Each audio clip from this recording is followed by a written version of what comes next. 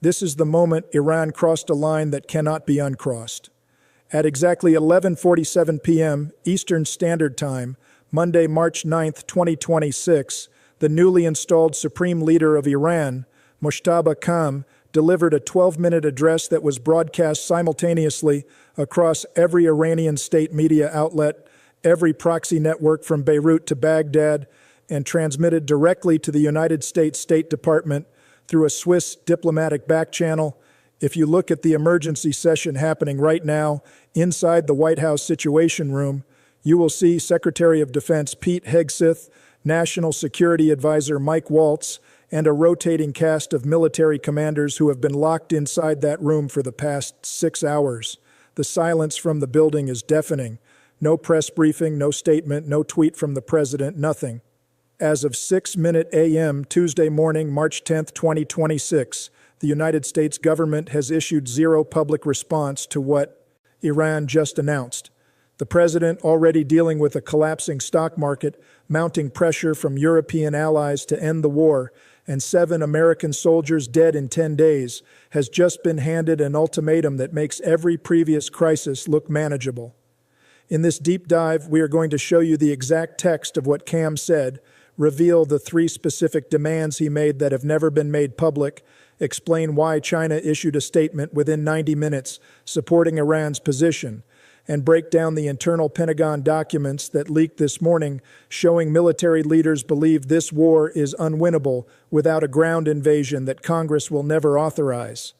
Iran is not just resisting American pressure, they are dictating terms to the United States for the first time in modern history. Before we go deeper, hit the subscribe button right now and turn on notifications. What happens in the next 72 hours will determine whether this becomes the greatest foreign policy humiliation in American history or whether the administration finds an exit strategy that does not look like surrender. You need to be here when the White House finally responds. Subscribe now. Let me give you the setup of how we got to this exact moment. 11 days ago, the United States and Israel launched what they called Operation Epic Fury. The plan was to destroy Iran's nuclear program, decapitate its leadership, and force regime change within a week. President Trump announced the operation himself. He promised the American people that Iran would be brought to its knees, that Supreme Leader Ali Khamenei would be eliminated, and that a new government friendly to Western interests would emerge. It was supposed to be swift, decisive, and final. The cost was not supposed to be measured in American lives or in economic chaos. It was supposed to be a surgical operation that demonstrated American military dominance and ended Iran's nuclear ambitions forever. But the gamble was built on a false assumption. The administration assumed that killing Ali Khamenei would create a power vacuum. They assumed competing factions would fight for control. They assumed the Iranian people would welcome regime change. They assumed wrong. Within hours of Ali Khamenei's death, the Islamic Revolutionary Guard Corps had already made their decision. They installed his son Mojtaba as the new supreme leader before the dust had settled in Thrawn. There was no power struggle. There was no vacuum. There was only a smooth, military-backed transition to a leader who was younger, more radical, and more willing to escalate than his father ever was. The plan that was supposed to end in victory has instead produced a crisis that is spiraling in directions the White House never prepared for. At 11:47 p.m. last night, everything changed again. Mojtaba Khamenei addressed the Iranian people for 12 minutes, but he was not speaking to the Iranian people. Every word was aimed directly at Washington. For the first 6 minutes, he recited a list of what he called American crimes: the assassination of his father, the killing of Iranian scientists, the decades of sanctions, the support for Israel, the occupation of Arab lands by American forces. It was standard rhetoric. Then, at the 7-minute mark, his tone shifted. He stopped talking about the past and started talking about the future. He laid out 3 demands. The full text of these demands was transmitted to the State Department through Switzerland. Most major networks reported that Iran called for American withdrawal from the Middle East. That is accurate but incomplete. What they did not report is the specific language Khamenei used and the exact timeline he gave. Demand 1. All American military forces must begin withdrawal from Iraq, Syria, Kuwait, Bahrain, Qatar, the United Arab Emirates, and Saudi Arabia within 30 days, not eventually. not after negotiations, within 30 days. Demand 2, the United States must lift every sanction imposed on Iran since 1979, including all banking restrictions, all oil export limitations, and all technology transfer bans within 60 days. Demand 3, the United States must pay reparations to Iran for what KA called the economic war that has cost Iran over $800 billion in lost revenue over the past 4 decades. He set the figure at $500 billion to be paid over 10 years. Then came the part that has the Pentagon in crisis mode. Cam said, if these demands are not met, Iran will take 3 specific actions. Action 1, Iran will close the Strait of Hormuz to all commercial shipping effective immediately upon the expiration of the 30-day deadline. Action 2, Iran will activate what he called defensive military partnerships with Russia and China, including the possibility of foreign military bases on Iranian soil. Action 3, Iran will exercise its right under international law to develop and deploy a full SP spectrum nuclear deterrent capability. He did not say Iran would pursue a nuclear weapon. He said Iran would deploy one. That language matters. It suggests they already have it. While Cam was delivering this address, something else was happening. Chinese state media released a statement at exactly 1:15 a.m. Eastern Time, 90 minutes after Khamenei finished speaking. The statement said China recognizes Iran's legitimate security concerns and supports Iran's right to defend itself against foreign aggression. It called for immediate negotiations based on respect for Iranian sovereignty. Russia issued a similar statement 40 minutes later. Both countries used language that essentially endorsed Iran's position. At the same time, oil futures markets opened in Asia. Within 3 hours, crude oil jumped another 18%. Brent crude is now at $121 per barrel. The S&P 500 futures dropped 4% before trading was halted. Gold spiked to its highest price in history. Bitcoin collapsed by 22% as investors fled to traditional safe havens. The global economy is pricing in the possibility that Iran actually follows through. And here is what makes this worse. At 4:30 a.m. Eastern Time, someone inside the Pentagon leaked a classified assessment to the Washington Post. The document is marked top secret and dated March 9th, 1 day before Khamenei's speech. The assessment concludes that the current military campaign has achieved tactical success in destroying Iranian infrastructure but has failed to achieve any strategic objective. It states that Iran retains the ability to strike American forces indefinitely, that Iranian missile production has not been significantly degraded, and that Iran's nuclear facilities and deep underground bunkers remain intact despite repeated strikes. The assessment goes further. It says that achieving total military victory would require a ground invasion force of at least 200,000 troops, sustained over 18 months at a cost of $3 trillion and an estimated 15,000 American casualties.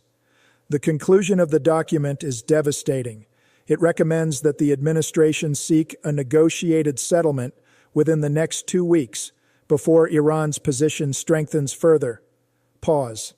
That document was written before Cam made his demands public. The Pentagon already knew this war was unwinnable. Now, Iran has put terms on the table that make any American victory claim impossible. According to leaks from sources inside the National Security Council, an emergency meeting took place at 1 a.m. this morning. The participants included the President, the Vice President, Secretary of State Marco Rubio, Secretary of Defense Pete Hegseth, National Security Advisor Mike Waltz, and Chairman of the Joint Chiefs of Staff General C.Q. Brown. The topic was simple. How do we respond to Iran without looking like we are surrendering and without starting a war we cannot win? We have learned from multiple sources familiar with the discussion that the meeting became heated. Secretary Rubio argued for immediate rejection of Iran's demands and a massive escalation of airstrikes to force Iran back to the table. Secretary Hegseth reportedly pushed back hard. He pointed to the leaked Pentagon assessment and said the military does not have the resources to sustain a prolonged campaign while maintaining commitments in Europe and Asia. National Security Advisor Waltz raised the China problem.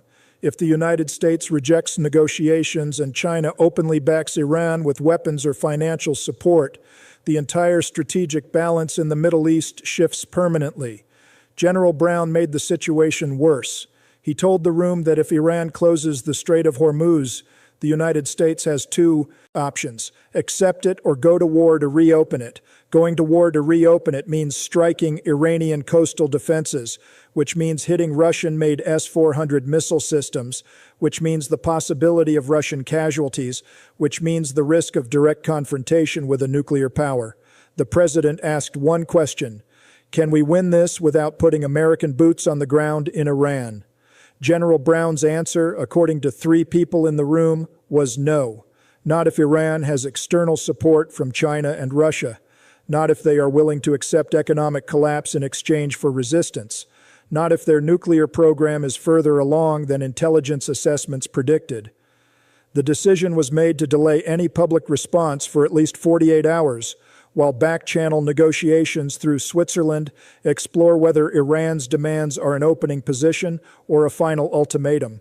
But here is the problem with that strategy. Every hour the United States stays silent. It looks weaker.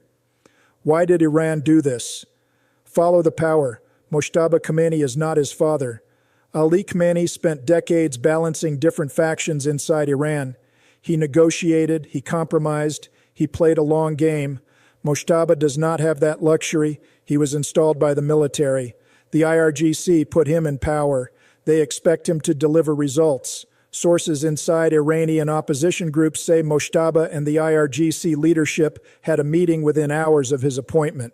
The message was clear: we made you supreme leader. You will give us what we want.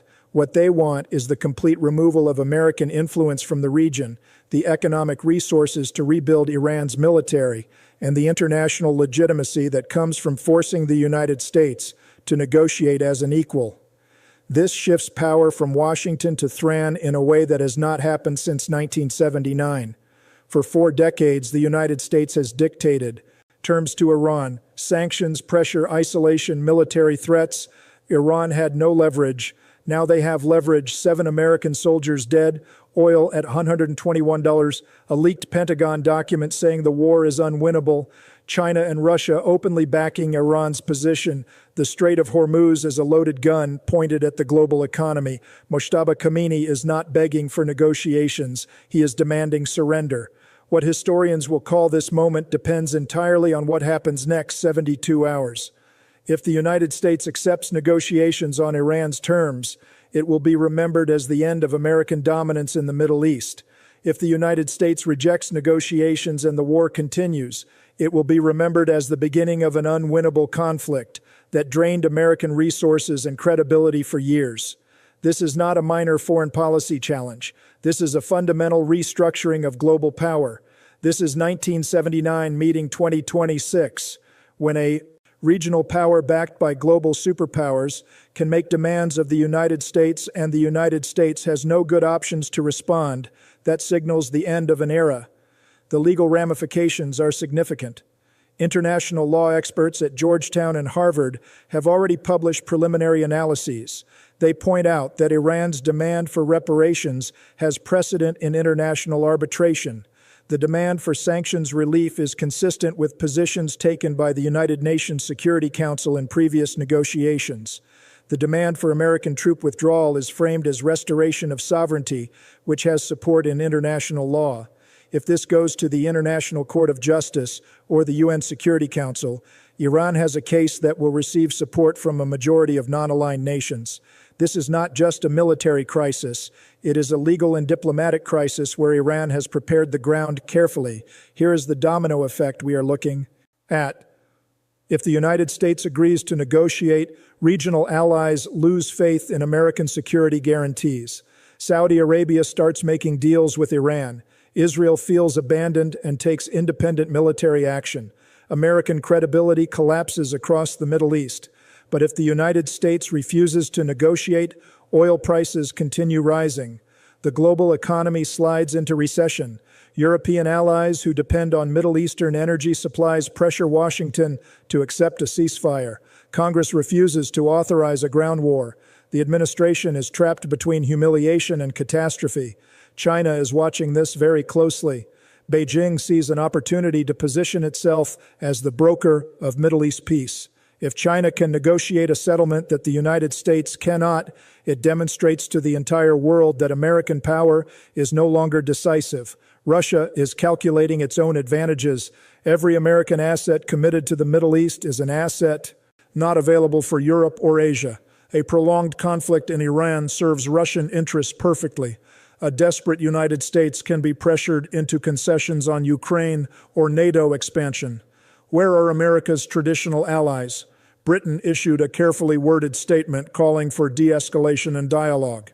France said the situation requires immediate diplomatic engagement. Germany warned of catastrophic economic consequences if the conflict continues. None of them backed the American position unconditionally. Why? Because they see the same intelligence assessments. They know this war has no military solution. They are protecting their own interests. They are distancing themselves from an American policy that looks increasingly reckless. A divided Western alliance cannot pressure Iran effectively. Reports from sources close to the administration describe a president who is isolated and angry. He is reportedly obsessing over the leaked Pentagon document, demanding to know who is responsible. He keeps asking his advisors why Iran is still fighting if we destroyed their infrastructure. He is experiencing what defense analysts call the reality gap, the gap between what he was promised this operation would achieve and what it has actually achieved. Staff are limiting his media exposure. They are controlling who gets access to him. They are trying to prevent him from making statements that box the administration into positions it cannot sustain. The oil price spike is not just a number on a screen. It is real pain hitting American consumers and businesses. Gas prices are up 60 cents per gallon in 10 days. Airlines are announcing fare increases and route cancellations. Shipping costs are surging. Inflation that was finally coming under control is spiking again. The Federal Reserve is in an impossible position. Raise rates to fight inflation and crash the economy, or hold rates. Steady and watch prices explode. The economic damage from this war is now measurable in every American's wallet.